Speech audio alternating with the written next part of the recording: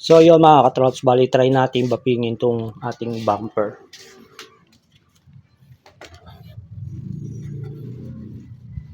So itong buka na lang babapingin natin mga katrops. No? Yan, liyahin natin yan.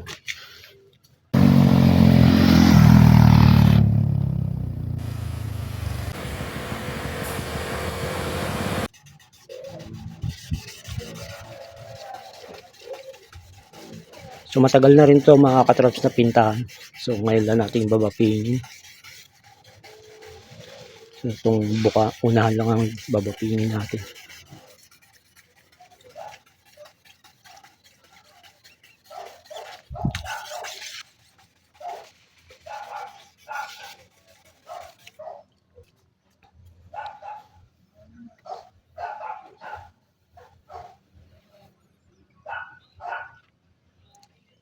So yung mga katrops, no, kaya nga pala hindi ko kagad siya nabapping is yung nabili kasi natin na extension para sa bapping pad is mali sa Lazada.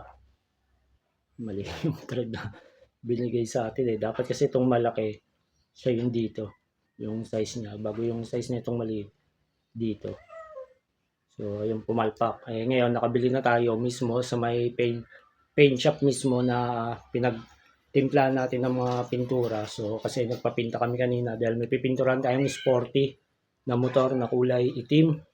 So, ang gagawin natin doon is parang pag naarawan siya is parang nagpipink yung kulay niya. So, yun, abangan nyo yung mga katas, bibidyo natin yon. So, yun, bali nakabili na nga ako kaya yun, babapingin na natin yun. Pero dito yun ito yung mali.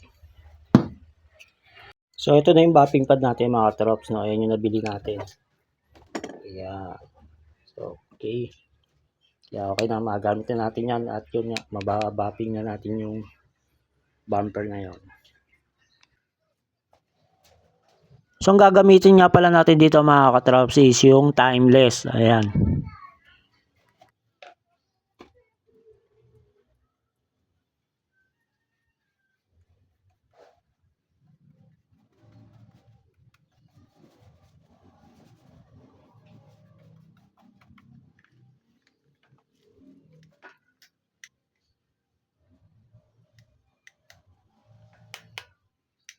At yun na nga mga katrops, bali hindi ko na kinabit yung handle nitong machine na pambapping natin mga katrops, kaya yan walang hawakan. So kung tutusin, mas maganda sana yung may hawakan, no? Kaso nga maliit lang naman itong babapingin natin, kaya pagtatagaan ko ng walang handle kasi medyo matagal din i-set up pa yung pag nilagyan ng handle. So ayun, nakikita nyo naman bagong bago pa yung pad natin, nagtatalsikan pa yung pinaka alikabok, yung pinaka parang balibo. So ngayon pala natin nagamit yan mga katrops kasi nga yun nga ngayon lang tayo nakabili nung extension, no? Para sa kasi ako naman sa motor mga katrops hindi na tayo masyado maselan, kaya yung pinintahan ko yan may konting kintab na rin naman, okay na sa akin yung kahit so kaya ngayon lang natin nabapping ulit.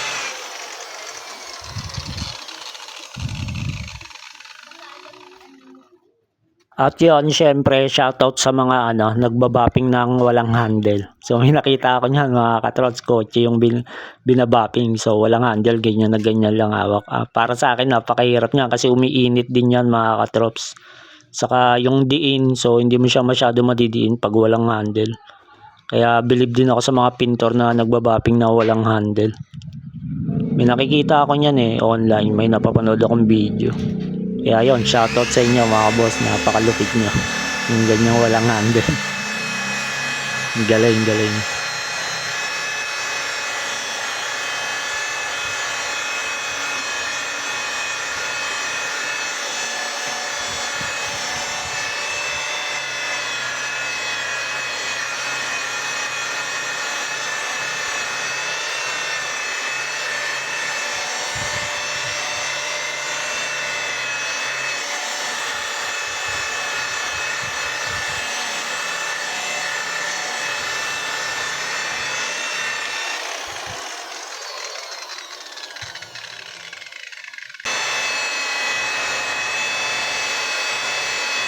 So yan, medyo nag-aalangan talaga ako dito, hindi talaga ako sanay ng walang handle. Kasi baka pumalo yung yung pad natin, baka kainin yung gilid. So medyo nag-aalalay lang ako.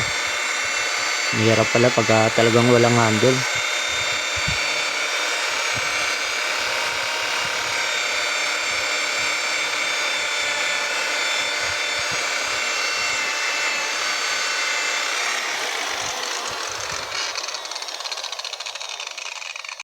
So yun mga katrops, bali tapos na nga natin bapingin. So ayan, kita nyo naman. So madumi pa yan ha mga katrops. Medyo maganda na yung kintab.